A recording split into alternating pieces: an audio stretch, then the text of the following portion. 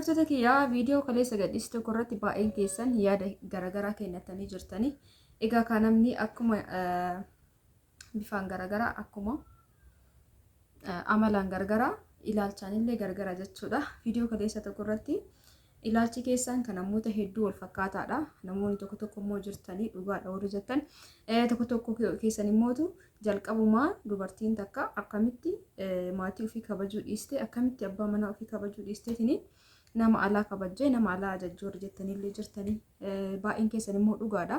Maatiin keenya nu jibbii osoo hin taane hadha goona boru goona osoo jedhan maallaqa nu itti erganne keessaa balleessaa adada deemaniin birrii yoo gadi hir'ataa deemte waan san godhuu waan hin dandeenyeef jidduma kanatti nu dagatanii warri jettanii illee jirtan jechuudha.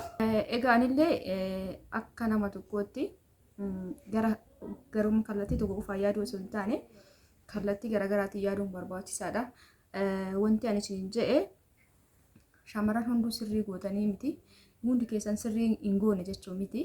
Jalqabumarratti jalqaba dubbii namni tokko kan meeshaa namarraan ajajatu yoo maal ta'e warri meeshaa onlaayinii irraa bitattan kun sababni isin nama biraa bichisiisaniif maaliin yaada keessan ammallee dabalata barreessaa isin jedha. Assalaamu alaikum warahmatullahi wabarakaatu. Akkam nagaa jirtanii hordoftoota kiyya fayyaa keessanii alaaman isaa namni keessan dalagaa fi ammaal fakkaata na bira bareeda alhamdulillah. Har'a eessa akka jiru tilmaama. Maaf fuulduracha ta'e girgiddaansa ifa tuttanii jedhe keessanillee na bilbileetu jira. Hamileen sin cabini ati dalagaa kee dalagadhu homaa hin balleessine warri jettan galatooma ulfaadha. Ani balleessee jira yookaan immoo an sirrii hin hojjenne waan sirrii hojjedhee fi miti kan viidiyoo an gadhiise haala saniin namni natti dhufu akkanarraa dhaabbatuuf jechuudha. Jechuun namni jalqaba irratti yoo maallaqni kiyya jettee itti amanamummaa qabaatte yookaan immoo waliin marii jalqabuma geessaa koottaadha gara kiyya jechuudha malee wanta dubbii qabu natti hin fidinaa jechuu barbaadetti walumaa galatti wanni an viidiyoo gadhiises viidiyoo san tokko irra dabaluu danda'a ture garuu irra deebiidhaan wanni akkasii akka namuu dandeef jechuudha malee waan biraatii miti. Jalqaba irratti warri miidiyaa irratti onlaayinii irraa waan dalagsiifattanii maaliif jalqaboonni isin nama dalagsiiftaniif lammaffaa immoo warri akkas jettanii kabaja maaliif hin qabne maatiidhaaf kabaja waan hin qabneef abbaa manaatiif kabaja waan hin qabneef shamarri takka ol baatee nama biraa ajajatti akkasii miti. Tokkoffaa irratti ijoolleen takka takka sarpiraayiz gochuu yaaddeeti nama san gammachiisuu yaaddeeti osoo namni sun hin beekin waan tokko tokko bittee kan gara maatii ergituuf nama san gammachiisuuf yookaan sarpiraayiz gochuuf jechuudha. Tokko kanaadha. Inni lammaffaa immoo akka yaada kiyyaatti jechuudha. Uf saamachuuf hoo isin jedhu har'a maallaqa gaafa achi jirtu jala jalaa yoo bitatte sitti hin ulfaatu. Garuu maallaqa baay'ee qabattee galtee meeshaa kana gizee takka ni dalagsiifadha yoo jettee abadan hin dalagsiifattu jechuudha. Maallaqni sun ol si hin geettu. Kanaafuu haga achi jiru kana dafee uf saamadha jedhanii jala dalagsiifatanii jechuudha. Kuni dhugaa jiru akka kiyyatti jechuudha. Isin immoo akka jettan koomentii barreessaa malee namni takkaayyuu maatii ofii jibbeetii miti. Namni takkaayyuu abbaa manaa ofii jibbeetii miti jechuudha. Osoo abbaa manaa ofii jibbitee maal gootii meeshaa bittee isatti galchiti. Mana inni jirutti galchiti. Waliin jireenyaa fi miree walumaa nutti jiraatuu fi meeshaa kana waliin itti fayyadamuuf erga ta'een booda jibbansa maaltu as keessa fide kabaja dhabuu maaltu as keessa fide. Kuni waan kabajaa fi kabaja dhabuu miti. Noormaalii yoo ilaalle nama sanii yoo karaa biraatiin ilaale osoo an jiru akkamiin dalagsiisa noormaalii itti dhagahamuu danda'a. Garuu shamarran kan akkas dalagsiisan tokkoffaa sarpiraayiz gochuu barbaadaniiti lammaffaa uf saamachuu barbaadaniiti jechuudha. Uf saamachuu eega barbaadan maaliif abbaa manaatitti ergatanii abbaan manaa hin dalagsine jechuun keessan hin oolu. Ijoolleen baay'een ijoollee jiila qabanidha warri meeshaa akkana bitatan maatiitti erganii hifatanii maatiin birrii osoo lukkisu jalaa balleessee fixee maatiin sunis jibboomaaf osoo hin ta'in har'a goona boru goona jedhanii osoo itti qaxaran birrii jala lukkisanii yoo dhumate walanqattee fi dhumata jechuudha maallaqni sun ture keessa. Ijoollee akkasitti jiilteetu kanaa manna jedhanii onlaayinii ajajatanii jechuudha hundaa miti. Kanaaf kun immoo kabajaa fi kabaja dhabuu miti. Noormaalii itti dhagahamuu danda'a. Inni itti dhagahama taanaan jalqaba yoo inni amanamummaadhaan waan isa barbaachisu tokko nama godhu ta'e isa dhiistee karaa sarpiraayizii kana yoo taate malee isarraa dheessitee nama biraatiin biti hin jettu jechuudha. Yoo jalqaba inni nama akkasitti yaadu ta'e yoo jalqaba inni namni yaadu tokko bar ka isitu eeguu osoo hin taane waanuma xiqqoorraa yoo ni beekte jechuudha nama mana keessa si yaadu.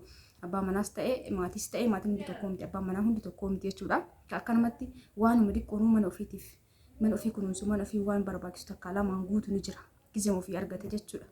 Isaan irratti hundoofteeti ijoolleen warri baga sitti jettanii koomintii barreessitanillee maal taataniiti baga ka jettan jechuun wanti sun isin gammachiiseeti meesh kun amma bara jechuun sammuu fi amansiiseeti maaliif ani tuffatameeti jedhee amansiiseeti malee noormaalii meeshaan sun raawwatamee dhiyeeffamee jedhee tarii jalqaba osoo ta'uu baatee bareeda ture eega ta'e immoo jedhee itti yaadee fudhatu qaba. Akkaaf akka marattu warri akkas jettanillee yaa ulaalcha keessanii warri immootu wallahi ijoollee baay'ee naa bilbilee anillee akkana ta'e anillee kana sodaadhee garuu meeshaa ni barbaada garuu immoo waan akkanaa kana sodaadheetu of qabee taa'aa jira. Gaafa galee kanaan durallee galee waan kana ofii kiyyaa godha jedhee galee birrii qabadhee galee kam as deebi'uuf arge biyya namaatitti gad deebi'uuf arge birriin sun harkaa dhumtee osoo gaafsanuu onlaayiniin xalabadhee jettan isin ajajadhee birriin sun hin dhumu ture ammas sanuma keessa jira isaa isatti erguuf akkasitti na dalaguu dhabuu danda'a. Ammallee akka duraa san galee immoo meeshaa kana osoo hin dalagsiifatiin hafinnaa jedhee of shakka warra hojjetanii naa dubbistan fa'aa baay'ee jira jechuudha. Akkuma walii galaatitti akkas isin jedhee oonan viidiyoo kana amma dubbataa jiruu fi kuni waan kabaja namaaf kennuu fi kabaja namarraa fudhachuuti miti. Ijoolleen akkuma dura isin jedhe sanii gariin sarpiraayiz gochuu barbaadeeti gariin uf saamachuu barbaadeeti gariin immoo warra jiila qabu warri miidiyaa irraan bitatu kun takka lama maatiin jalaa balleesseetumaan onlaayinii irraan ajajatu eegalanii gariin immoo nama wanta meeshaa san namni dalagsisuuf nama hin qabne fa'a malee hundaa miti. Akkuma kan jiru immootu kan abbaan manaa ofii yookaan haati ofii yookaan abbaan ofii akka ofii caalatti waan hundaa manallee ijaaranii meeshaalee galchaniifis akkuma jiru akka jiru hubadha asuma keessa jechuudha. Kanaaf ol keessa jechuudha wanni hundi akka tokko miti. Ammallee maal isin jechuun barbaada warri baga sitti jettaniitiin shamarran miidiyaa irraa yookaan onlaayinii irraa waa bitatan kun akka wallaalummaatti yookaan akka nama maatii jibbuutti yookaan akka abbaa manaa jibbuutti ilaaltan isiniyyuu sammuu keessan bal'isaatiin yaada. Namni maatii ofii jibbu waan san bitee gara maatii ofii ergu jechuudha isinii galee. Osoo maatii ofii jibba qabaatanii osoo maatii ofiitiif kabaja dhabanii meeshaa san bitanii gara maatii saniin erganii jechuudha. Kanaafuu yaa maatiin yeroo itti kennurraa kan ka'e akkasumallee akka ati yaadde sanitti meeshaa sanaan amma onlaayinii irratti ati ajajji taanaan wanni ati ajajjisun akkasumas dalagama jechuudha. Garuu maatii biroo ta'e yookaan tokko keessaa hir'ata yookaan innummaan sunuu kan qulqulluu aanaa ta'uu danda'a yookaan mootu wanni ati muruma jetteen sana osoo hin dalagsiisin hafuullee danda'a yookaan san keessaa takka lama si dalagsiisuu danda'a. Kana hanqina kanaaf malee onlaayinii yoo ta'e garuu ati ajajji taanaan akka ati jette saniin diizaayinii saniin si dalagamee maatii kee bira si gaha jechuudha. Garaagarummaan isaa kana hundumaafuu koomentiin keessan gargariina kolfiisee warri bilbiltan immoo baay'een keessan anillee ayeetu barbaada garuu ni sodaadhe anillee ayeetu barbaada garuu ni sodaadhe akkuma tama jette kana meeshaan dalagamee ka'a gamma nama bira jirutu jira itti muu sodaadhe warri ol jiru maaliif sodaatte maallaqa baasteetiin ni kadalaksiiste kanaaf sodaachuu hin qabdu qasteeti maal taate sodaatte jechuun kun kabaja malaan darbaa hundumaafuu isin kun waan kabaja dhabuuf kabaja qabaatuuf miti. Amma warri akkas jettanii naa bilbiltan isiniif illee gadi kusin hin jedhuu fi maal jettaniin sarpiraayiz jettanii jechuun bakka si gammachiisuu barbaadeeti. Mala garaagaraa kan mala garaagaraa fayyadama malee meeshaa akkana dalagsii dhaqee fuudhee akkas hin jedhinaani mala garaagaraa siisteema garaagaraa fayyadama akkasitti akka fuudhu taasisaa malee karantaan hin jetteeni yoo inni waa isin jedhe immoo waan inni isin jedhe san ka tasgabbeessutti deebisee jechuudha. Mara koo qabaree anatu barbaade ka birrii kiyyaan dalage ka akkana kaayoo jetteen dhugumatti itti dhagahama jechuudha. Kanaafuu si gammachiisuu barbaade saniif tasa ajajee kana jedha siisteema garaagaraa mala garaagaraa fayyadama akkasii amansiisaa malee yoo inni si lolee tasii maallaqa kiyyaan hojjedhe maal rakkatti maal sugalcha hojjettee deebistee daramuu dallanan jechuudha. Akkana isin jaa hordoftoota kiyyaa egaa mee viidiyoo natti tole isiniif waraabaa ammaaf bakka jiru viidiyoo itti aanu keessatti isinitti himaa eessa jiramee